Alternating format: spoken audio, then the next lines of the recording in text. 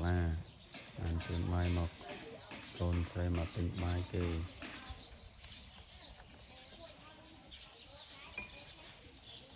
con thấy chú dụ bi bù khôi chơi mà bên bài chạy tên bài tụi mày bóng ôn mình mới chạy hết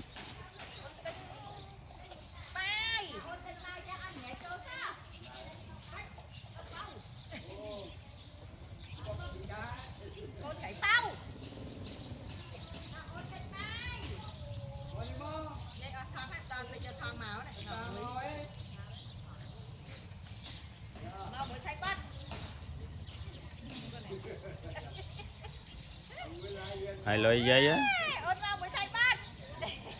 mà